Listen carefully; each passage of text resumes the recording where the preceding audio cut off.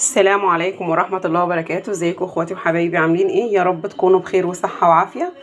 النهاردة كده قبل ما نبدأ نصلي على النبي عليه افضل الصلاة والسلام. يا ريت تدوسوا لي لايك وشير وتفعلوا الجرس.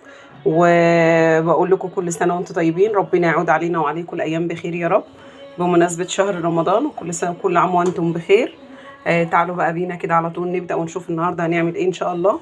النهاردة كده هنعمل بانيه، وهقول لكم هنعمله ازاي بطريقة سهلة جدا وطريقة مختلفة شوية، او ممكن تكون ناس كتير بتعملها بنفس الطريقة دي.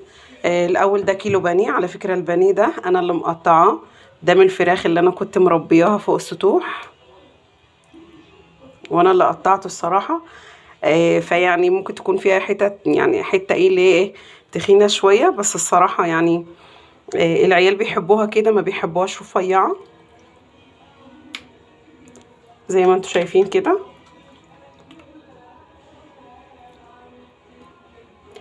ده كيلو فراخ، كيلو بانيه مقطعينه جاهز. هنا هنعمل الخلطة اللي احنا هنخلط هنتبل بيها البانيه. قطاية متقطعة، بصلاية برضو متقطعة مربعات، نص قرن فلفل حامي او مش حامي، دي حرية اختيار ليكي. وهنا فلفل اسمر، وهنا كمان توم باودر وبصل باودر، وده بابريكا، ودي بيضة. يلا بينا كده نبدأ وهنشوف هنعمل ايه على طول. هنا الكبة، نحط الحاجة دي كده على بعضيها، وهنحط كمان التوابل، وهنحط كمان البيضة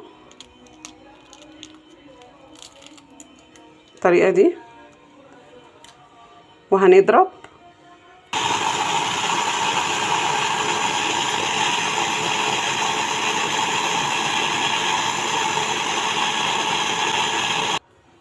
كده انا صفيت. كده هننزل بالخلطة اللي احنا عملناها، هنتبل بيها كويس، وكده هنقلب بالتتبيلة مع البانيه اللي احنا عملناه.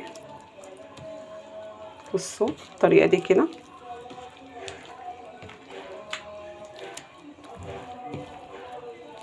وهنعينهم في التلاجة يعني تقريبا ساعتين 3. والافضل لو انتي مثلا ممكن تتبليه من بالليل وتعينيه في التلاجة بالطريقة دي، هيطلع جاهز معاكي على طول. يعني يا دوب هتحطيه بس في الفيجيتار وتقلي على طول. الطريقة دي هنعينه في التلاجة بقى.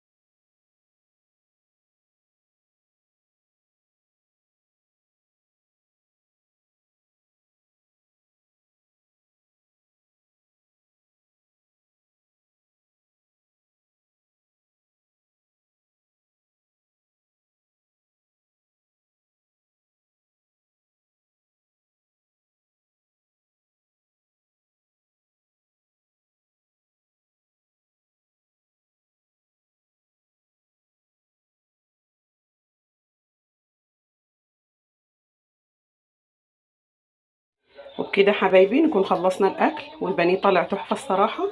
اتفضلوا معانا، يا رب ينال اعجابكم. وانا بحس كده احسن من ان انا احط طبق فيه دقيق وطبق فيه بيض وطبق فيه، وانزل من الدقيق للبيض للبن اللي مش عارف ايه للبقس للفيجيتار. فكده انا حاسه ان حاجه اسهل، وبغير كده وكده. العيال لما بتلاقي القشره كبيره بتاعه البانيه بتقشره، لكن كده بصوا بصوا